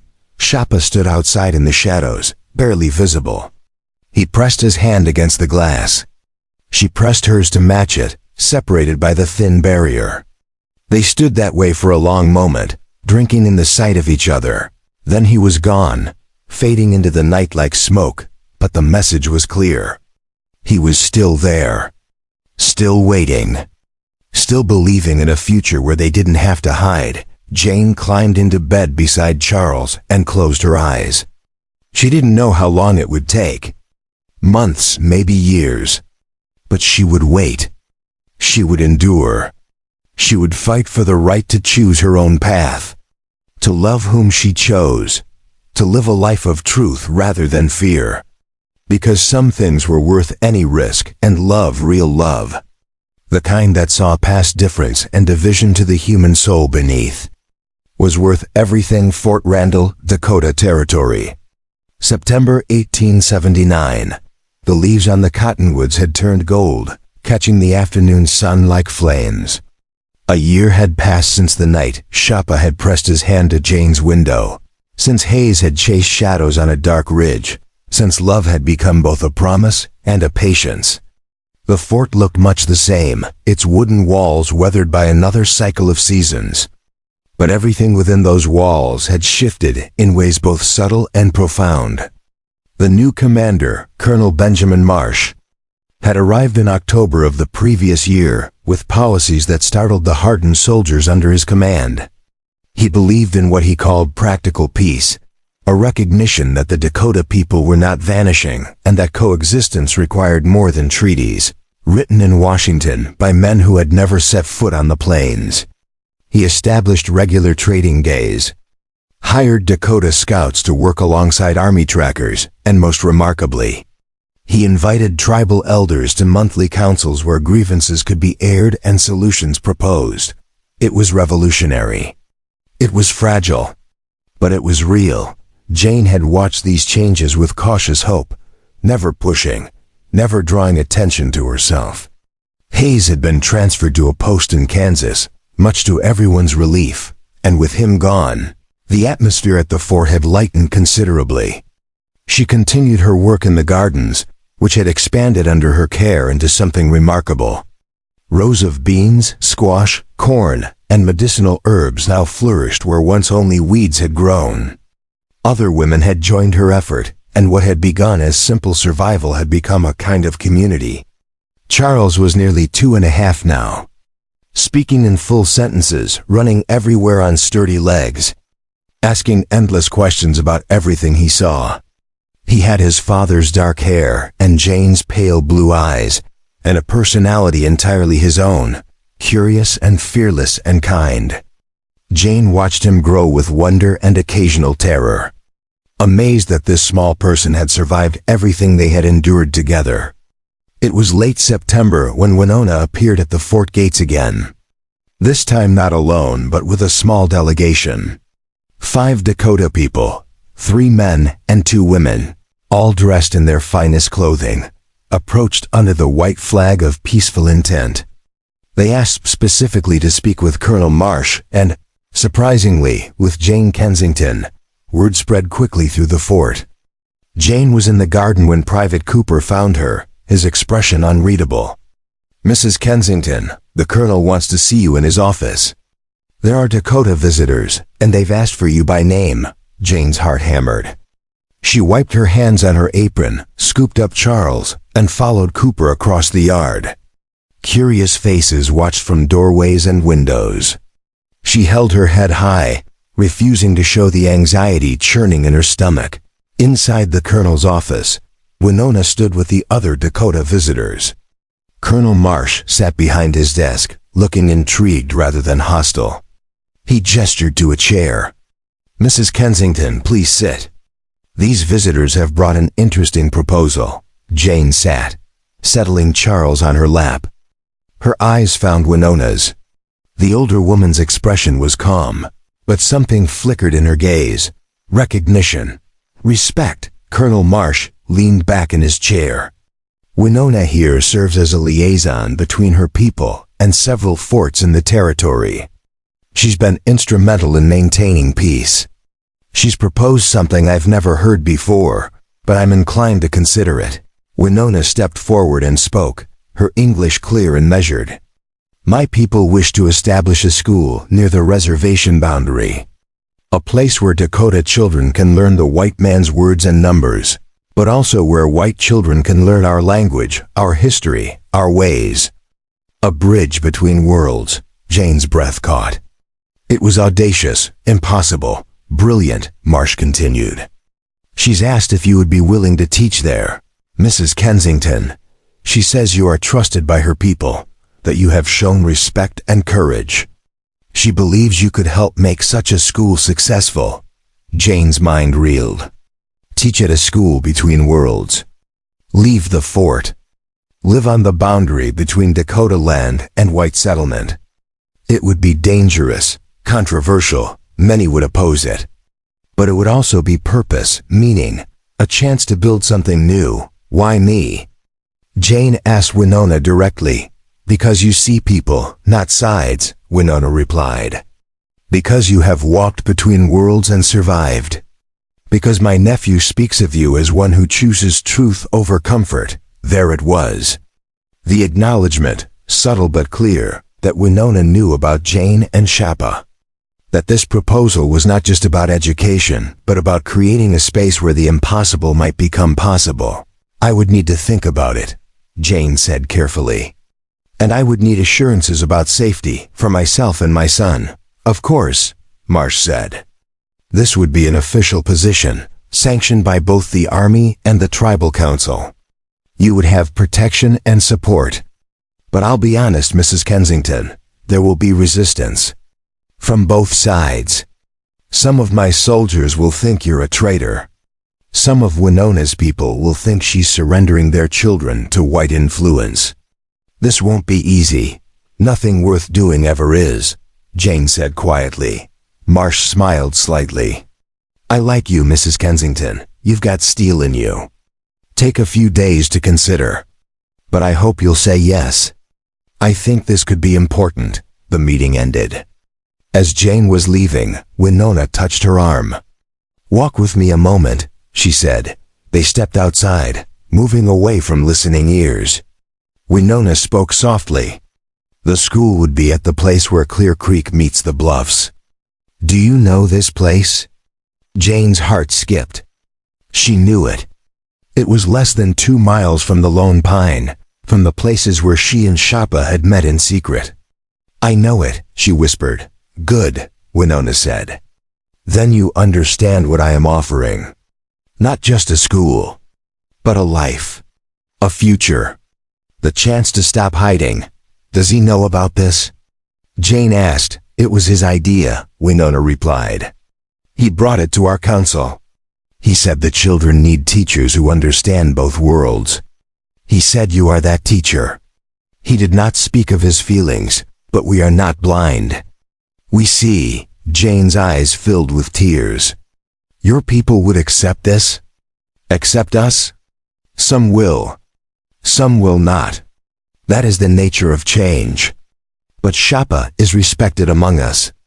He is called Silent Wolf because he moves between worlds without losing himself. If he chooses you, many will trust his judgment. And those who do not will learn, in time or they will not. We cannot control everyone's heart. What about Charles? Jane asked. He's young, but he'll grow up between these worlds. It won't be easy for him. Nothing about his life has been easy, Winona observed.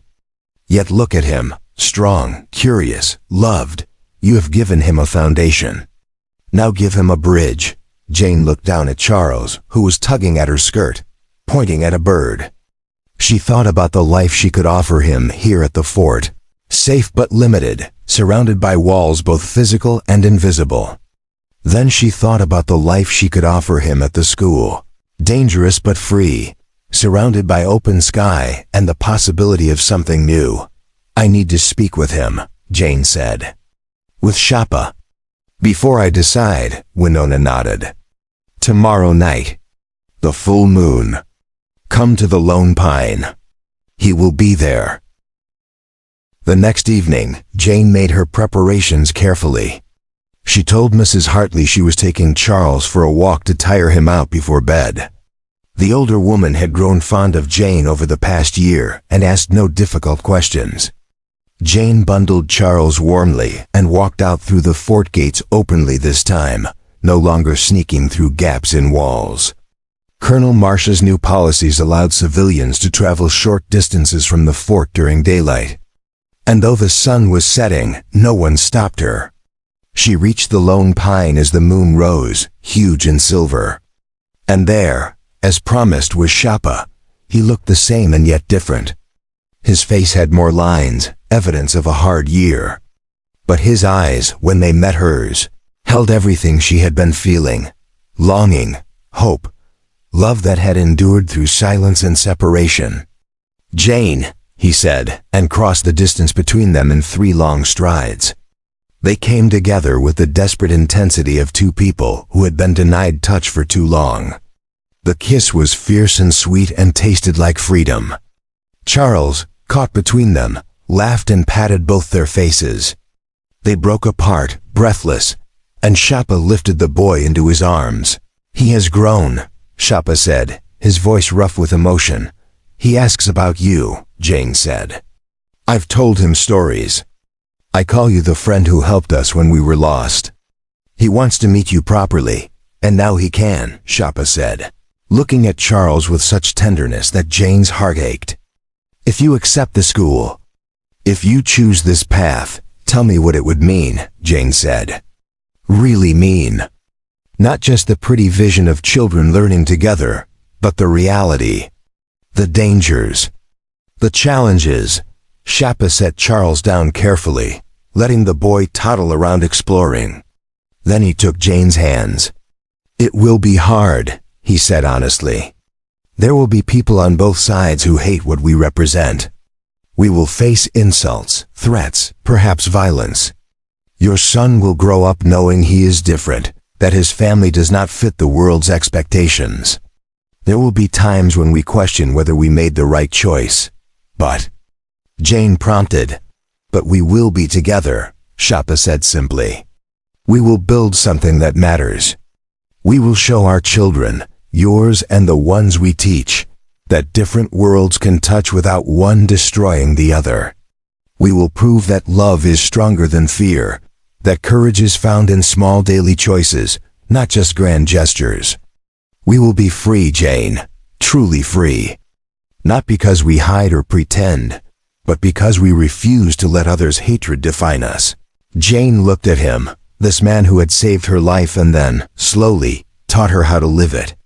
She thought about the girl she had been a year and a half ago, kneeling in a general store, being traded for a sack of flour, believing she was worthless. That girl was gone. In her place stood a woman who had walked through fire and emerged stronger, who had learned that worth was not given by others but claimed by oneself. Yes, she said. Yes to the school. Yes to this life.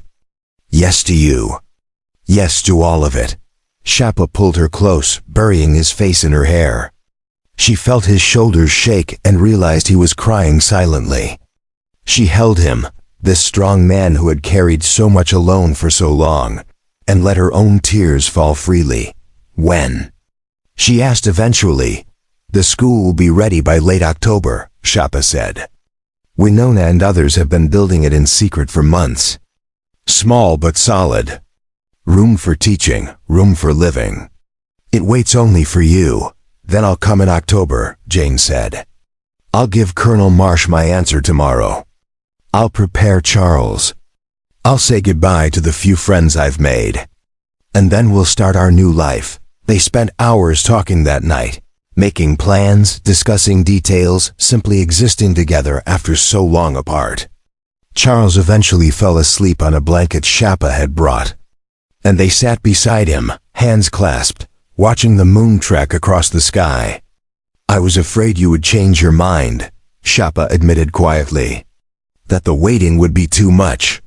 That you would find someone easier, someone who fit your world better." "There's no one easier," Jane said. "And I don't want easy. I want true. I want you, even knowing what it will cost?" He asked. "Especially knowing what it will cost," Jane replied. "Because something that costs nothing is worth nothing. You taught me that." As dawn approached, they separated reluctantly. Shapa kissed her one more time, long and slow, a promise of all the kisses to come. Then he disappeared into the early light, and Jane walked back to the fort with Charles sleeping against her shoulder. She gave Colonel Marsh her answer that morning. He was pleased and immediately began making arrangements. The news spread quickly through the fort. Reactions were mixed. Mrs. Hartley was supportive, surprisingly. "You've got courage, Jane Kensington," she said. "More than I ever did. Make something good out there." Private Cooper shook her hand. "You're doing a brave thing," he said. "The world needs more people like you." Others were less kind. Some women stopped speaking to her. Some soldiers muttered darkly about Indian lovers and traitors. Jane ignored them. She had made her choice, and their opinions no longer held power over her. The weeks passed in a blur of preparation. Jane packed her few belongings, said her goodbyes, spent long hours with Charles, explaining that they were moving to a new home, a special place where he would learn many wonderful things. The boy listened with wide eyes and asked if the friend from Mama's stories would be there. Jane said yes, he would be there always. On a crisp October morning, Jane walked out of Fort Randall for the last time. Colonel Marsh provided a wagon and an escort to take her to the school. Winona met them at the boundary, along with several Dakota families whose children would attend. And standing beside the newly built schoolhouse, simple but sturdy with a stone fireplace and real glass windows, was Shapa. Jane climbed down from the wagon, Charles in her arms. She walked to Shapa and stopped before him.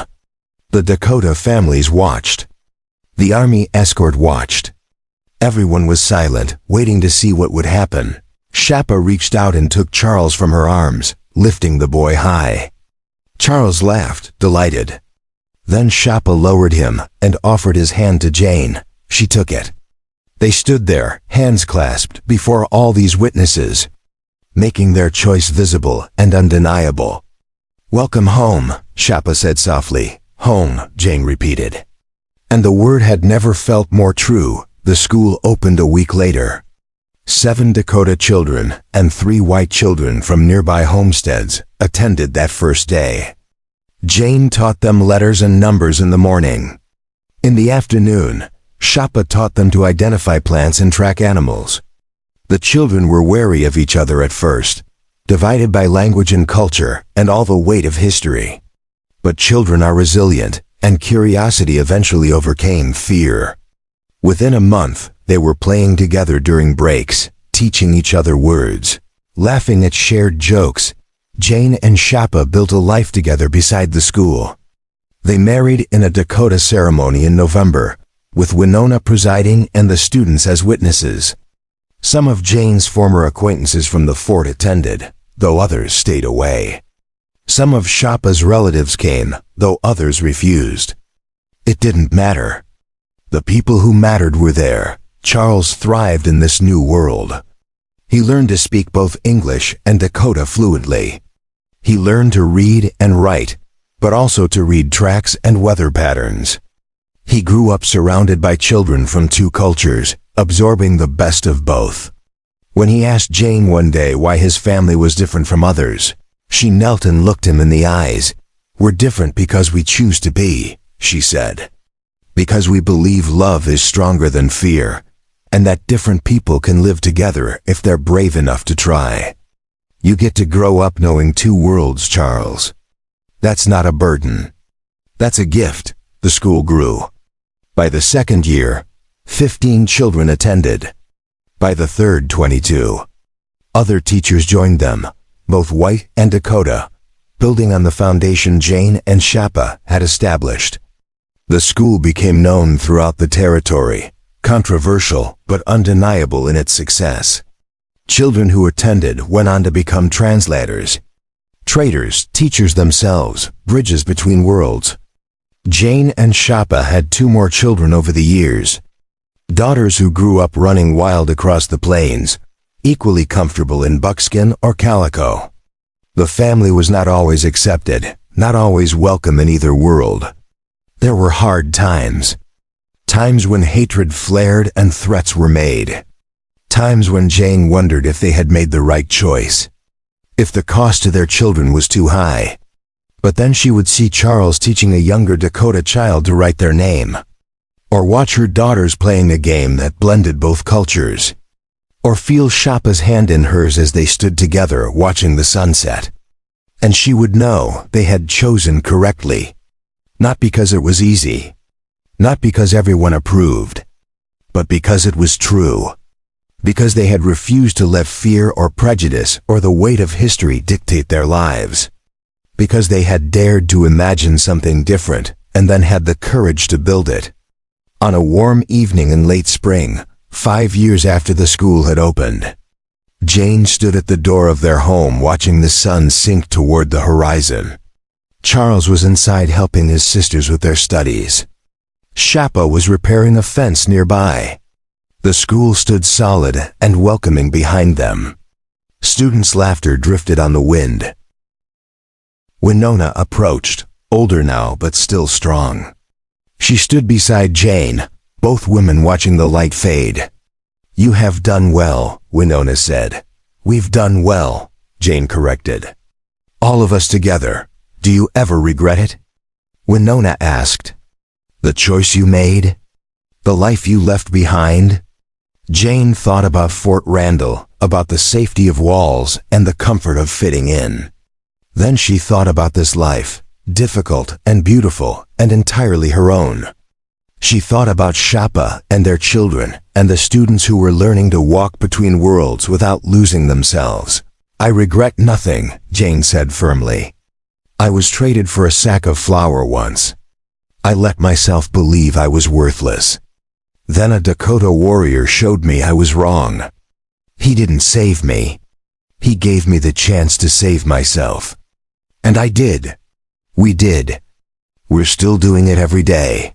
Winona nodded slowly. "The children call you teacher who bridges worlds," she said.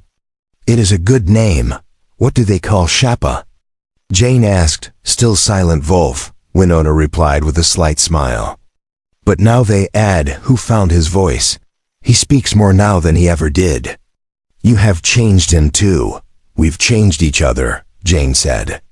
"That's how love works when it's real." As darkness fell, Shapa finished his work and came to stand beside Jane.